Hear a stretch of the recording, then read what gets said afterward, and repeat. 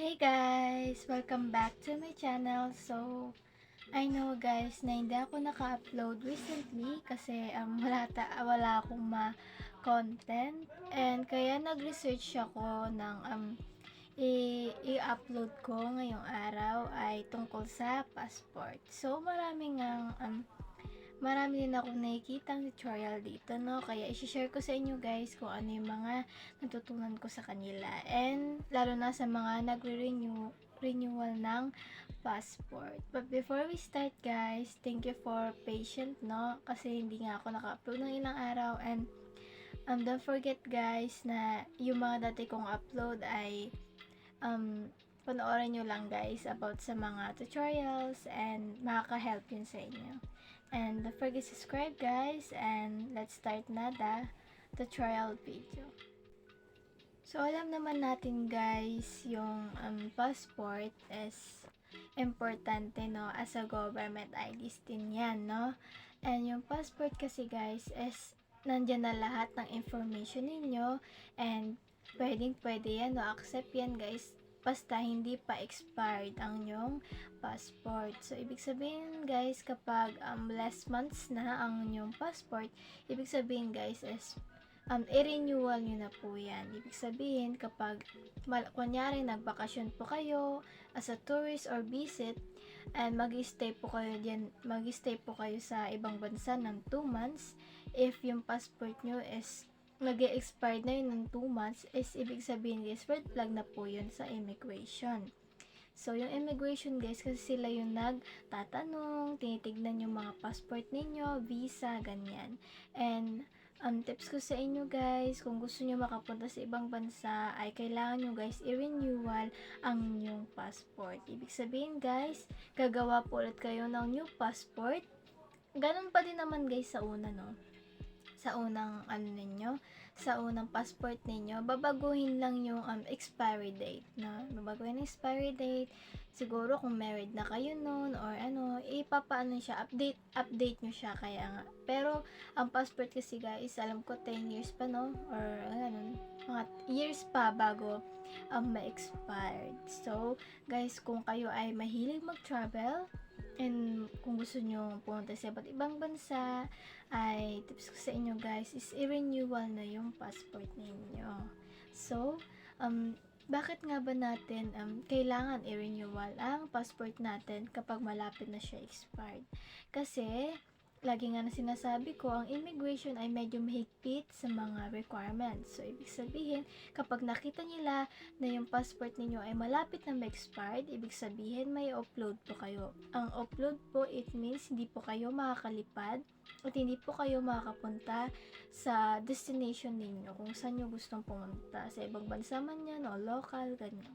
Basta guys, ang lagi kong payo sa inyo is lagi nyo pong tignan ang expiry date ng inyong kabisaduhin nyo kung kailan expiry date ng passport ninyo, and kapag malapit na ang kunyari lipad ninyo or ang stay nyo dun or 1 year or many months pa, ibig sabihin guys, i-renewal nyo na yan kapag malapit na siya expired.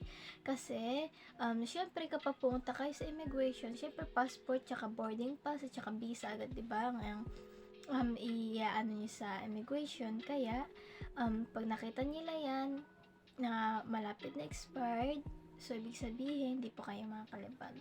So, start na natin guys, no? And explain ko lang naman guys, no, kung bakit importante ang passport and ano ang mga hinahanap din sa immigration. Syempre, number 1 yan ang passport, no? And ngayon guys, ituturo ko sa inyo or tips ko na lang din sa inyo kung paano i-renewal and ano ang mga requirements, no, para i-renewal ulit nyo ang inyong passport. So, nilista ko siya guys, no, kaya makikita nyo, babasahin ko siya. So, number 1 guys, syempre, kung ano ang ginawa nyo dati sa first na nag-passport kayo is mag-application form ulit kayo. Pero hindi na as a new passport ha, na i-click. Ibig sabihin, i-click nyo na ang passport bilang renewal. 'Di ba may mga doon? new passport, ganyan, new applicant, ganyan. Pag may nakita po kayong for renewal, yan, pinutin nyo yun, guys. Tsaka guys, kung ano yung mga information nyo before, yun din po ang ilalagay ninyo, ganyan. Update nyo kung kasal man kayo or ganyan, i-update nyo din guys yung information nyo. Kaya nga guys is may application form para pwedeng mabago ang iyong sa passport. Dati single ka, tapos naging married ka. Doon nyo guys makikita na ang pagbabago ng old passport nyo dati ay magiging new na kasi naging married na kayo. So, ibig sabihin, may additional na requirements po ulit yun. Pero hindi ko po yun alam kasi hindi pa ako kasal, no? Gusto ko lang guys na ipayo sa inyo kung kayo ay married na, may other requirements pa po yun kapag magre-renewal po kayo ng passport as married na po. Pero kung nag-renewal po kayo ng passport ng still single, ganun pa din po naman ang i-apply nyo sa inyong application form. Ayan. Guys, importante ang application form kasi ipapakita nyo po yun sa DFA. Kapag pumunta po kayo at sa DFA, sa malapit sa inyo, no, kung saan po kayo naka-schedule, aanin nyo po yun, no, ibibigay nyo po yun sa office, sa stops nila doon. Tapos, titignan nila yung application form nyo or for ano ba yan, for new passport ba yan, or for renewal. So, yan. Tapos guys, yung requirements naman guys is 2 copies of e-receipts. Syempre guys, hindi naman libre ang passport, 'di ba? Kung hindi pa kayo, kung bago man kayo, no, kung nag-aano kayo ng new passport, mag-aano ako guys, magse-separate ako ng vlog doon, no, tungkol sa mag-new passport, tsaka ito guys kasi sa for renewal. So may mga dati na pero mag-expire na ang kanilang passport. So, kailangan nyo guys ng 2 copies, no? Kasi kinukuha po nila yan ng isa.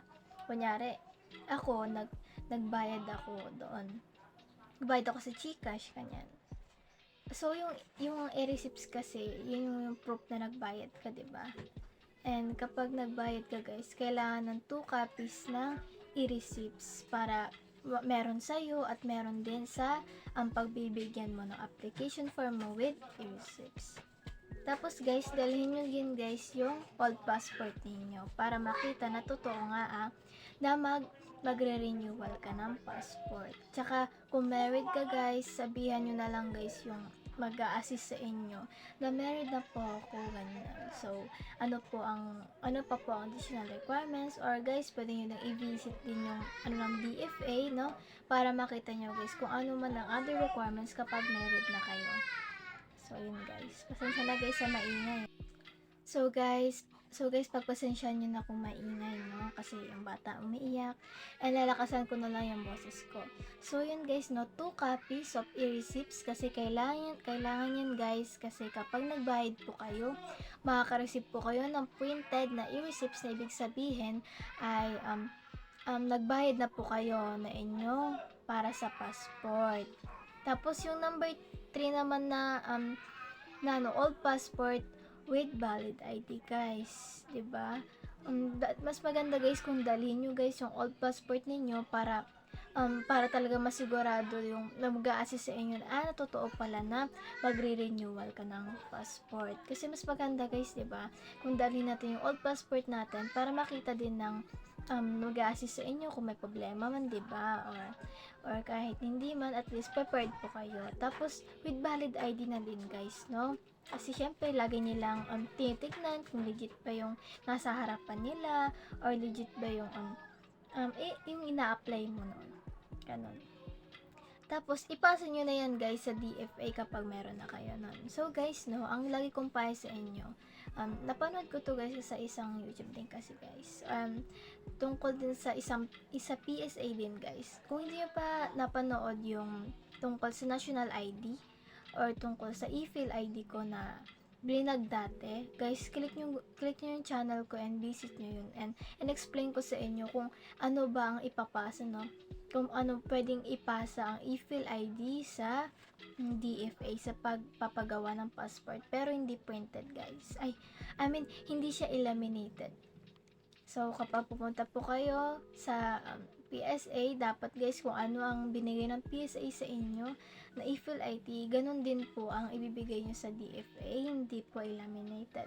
Kasi yun pong sinabi sa akin ng office doon, kapag mag-apply po ng passport, kailangan po hindi po laminated ang ibibigay sa mag-a-assist sa inyo sa DFA. Dapat po totally na papel siya, no? Totally na printed pa.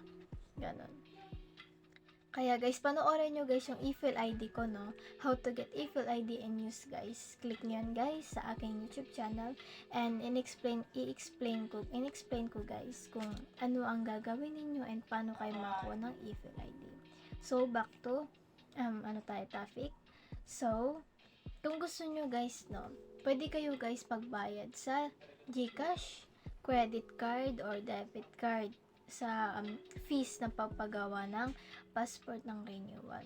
So, yung ano pa din, no, ang ano pa din, 950 ang ibabayad for 12 working days pa din.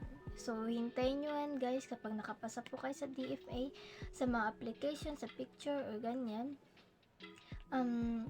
Magbabayad po kayong 950 and hintayin nyo po siya ng 12 working days. Hintayin nyo po siya ng 12 working days, no?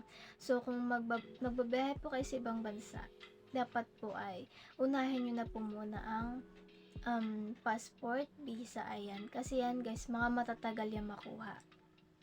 So, kung gusto nyo naman guys ang delivery, yan, kung gusto nyo naman pa VIP, ganyan, kung may extra kayong budget, ay may additional pong 150 ang delivery ng passport. So, ibig sabihin guys, kung gusto nyo ng no hassle na, hindi na kayo ulit babalik sa DFA para maghintay sa fila, mag-a-add lang kayo guys ng 150. Mag-a-add lang kayo guys ng 150 kung gusto nyo ng delivery, i-delivery yung passport ninyo. Pero guys, kasi parang bihira lang ako nakanood ng dinidelivery yung passport nila. So, siguro kung malapit sa inyo ang DFA, puntahan nyo na lang guys ang DFA. Pag nag 12 days na, no, siguro may bibigay naman sa inyong due date kung kailan kayo pupunta or anong oras nyo oras kayo pupunta na i-receive ang inyong passport. Ayan, pag sa renewal guys, kasi ganun. So, kapag tapos nyo na yun guys, no, kapag nakapag-fill up na kayo ng form, mayroon na kayong i-receipts na natanggap sa email ninyo, i-check nyo guys palagi yung email ninyo kasi nandun lahat guys, no. Mga online na kasi yan, hindi kagaya dati na pupunta ka pa sa DFA para hintayin, no, yung mga ibibigay nila sa iyo. So, kapag tapos ka na ng application form, no, at saka nagbayad ka na ng 950 or kung gusto mo ng delivery is may 150 pesos, may isi-send sa inyo ang DFA sa inyong email, no. Dapat guys, ang email nyo palagi ay updated at hindi po kayo umaasa sa ibang email. So, mas maganda guys, gumawa kayo ng sarili nyong email para hawak nyo yung email ninyo and makikita nyo agad ang updated na mga tungkol sa renewal passport ninyo. So, kapag nakatanggap na kayo ng email, makikita nyo guys ang application form ninyo at saka yung e-receipts ninyo. So, guys, no, kapag natanggap nyo na yung printed na yun, PDF kasi siya guys. Pag natanggap nyo na yung PDF, ay ipapaprint nyo po yan ng application form isa. Tsaka, advice ko sa inyo guys is 2 e-receipts ng yun, ang kung nakabayad na kayo. Kasi para sa inyo yung isa, kung sakaling nawala man sa kanila, diba? Or hihingiin sa immigration or ganyan, meron po kayong proof na nagbayad po kayo. And kung tsaka legit ang yung passport. So, ulitin ko ulit guys, no, ang panagre-renewal ay kailangan ng application form. Bisitahin nyo ang DFA ng sites nila para makapag-fill up po kayo ng form doon. Pangalawa, 2 copies of receipts, provided na nakabayad kayo sa inyong passport or kung gusto niyo ng delivery na passport. Ayun, kung gusto niyo ipa-deliver yung passport, so 950 ang papagawa ng renewal passport or new passport, at saka 150 naman kung gusto niyo nang i-delivery yung passport niyo. So yung pangatlo, dalhin niyo ang yung old passport, tsaka maghanda kayo ng one valid ID niyo. So yung number 4 ay pumunta na kayo sa DFA malapit sa inyo, and sundin nyo lang guys kung ano yung oras and tsaka anong date kung saan kayo, kung saan nyo fill up yung form ninyo ng araw na inyo tsaka anong oras. So yun guys, kapag napasa na nyo yun, maghintay po kayo ng 12 working days. So, yun lang guys, no? Yung itinuturo ko sa inyo. Tsaka next video natin guys is para sa mga new application ng new passport. So, that's it guys. Thank you for watching, no? Panoorin nyo guys yung iba ko pang tutorial para mayroon na po kayo mga government IDs din. Kasi ang passport din po ay isang government IDs. Tsaka valid siya ng ilang years. So, pwede siya guys. Kung gusto nyo mag-ano sa bangko, ganyan, kumuha ng pera, ganyan. Basta mga government IDs po yan.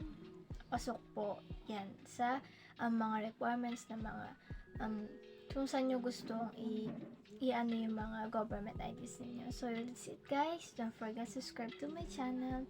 And sana naka-help itong video na ito, no? And pasensya na kung medyo maingay.